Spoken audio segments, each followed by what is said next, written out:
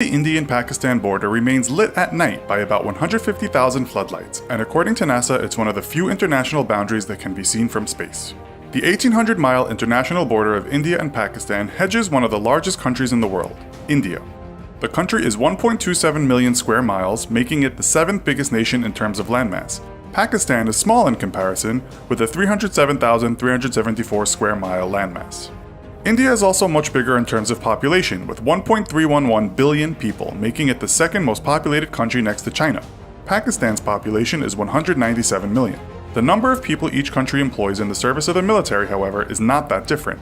From Pakistan's millions, 643,800 people work as active military personnel, and a further 513,000 are available for combat as reserve military personnel.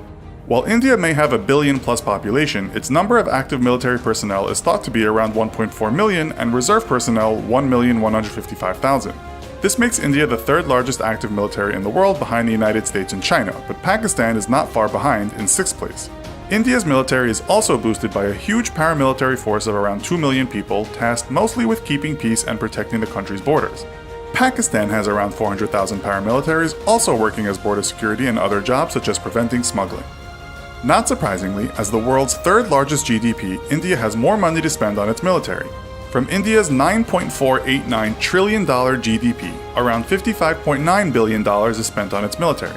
This budget is expected to rise significantly in the coming years as India rapidly upgrades its military.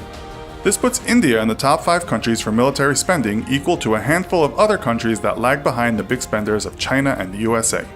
Pakistan has a relatively small defense budget at $7.6 billion, which is about 3.5% of its just over $1 trillion GDP. In terms of equipment, India has been investing a lot in its effort to improve its previously criticized aged military equipment. Only this year did India invest $3 billion under its Field Artillery Rationalization Plan to buy 3,000 to 4,000 pieces of new artillery, on top of acquiring new tanks. In total, India currently has 4,426 tanks, 6,704 armored fighting vehicles, 290 self-propelled guns, 7,414 towed artillery, and 292 multiple launch rocket systems. In spite of Pakistan's relatively small budget, its land equipment numbers are fairly healthy, though the machinery itself is said to be not as advanced as that of India.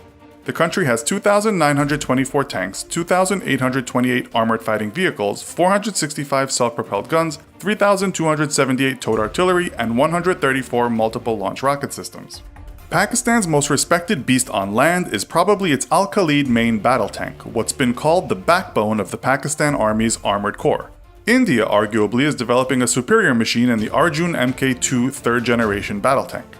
While land battles might be close, India almost certainly has the advantage in the air. Its mighty air force has about 1,720 aircraft and is the 4th largest in the world in terms of personnel and aircraft. Pakistan's air force has a respectable 961 aircraft, but in terms of technology, India is way out in front. India's fleet consists of Russian-made Sukhoi Su-30 MKIs and Mikoyan MiG-29s, and is further bolstered with one of the most advanced aircraft ever built, the French multi-role fighter Dassault Mirage 2000. While the Pakistani Air Force's motto is second to none, it's arguably second to the Indian Air Force, technologically speaking at least. Its pilots are highly respected. The Pakistani current fleet consists of 76 F-16 Fighting Falcons, 88 VPAC JF-17 Thunders, and some older models of the French Dassault Mirage. While these aircraft are still in use, they cannot be said to be anywhere near as advanced as some of the world's most modern aerial military technology. Pakistan is said to have the upper hand in one area though, and that's its attack helicopters. The country has 51 AH-1S Cobra attack helicopters, while 15 AH-1Z Vipers have been ordered. India is somewhat light regarding these machines, although just recently the country's Ministry of Defense approved the acquisition of 39 new attack helicopters. In the water, India is considered as having one of the most powerful navies in the world, and Pakistan could make no such claim. However, Pakistan is in the process of investing millions of dollars in modernizing its navy fleet while decommissioning ships that are somewhat out of date. The Indian Navy is also in the process of acquiring ships better suited to the possibility of future naval warfare. As of this year, the Indian Navy has an estimated 67,109 personnel, more than Pakistan's estimated 30,000+ personnel. In terms of equipment, the Indian Navy has 1 aircraft carrier, 0 cruisers, 11 destroyers, 14 frigates, 15 submarines, 23 corvettes, 0 amphibious assault ships, 7 mine warfare ships, and 72 patrol ships. The Pakistani Navy has 0 aircraft carriers, 1 cruiser, 0 destroyers, 10 frigates, 8 submarines, 0 corvettes, 0 amphibious assault ships, 3 mine warfare ships, and 17 patrol ships. Both India and Pakistan make up the 9 countries with nuclear weapons, although the 2 countries have a small arsenal of these weapons compared to the USA and Russia, who own the vast majority of the world's most powerful bombs. It's said that Pakistan may have just a few more nuclear weapons than India, owning around 110 to 130 to India's 110 to 120. The Federation of American Scientists state that both countries' nuclear weapons are non-operational, meaning they are retired or waiting for dismantlement. Interestingly, the last time India and Pakistan conducted a test of nuclear weapons was the same year, 1998.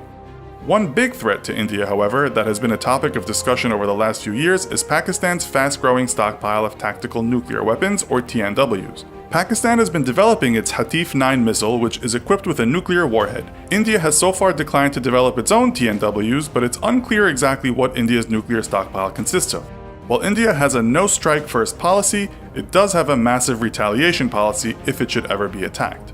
In the event of a conflict, it's difficult to say who India and Pakistan's allies would be.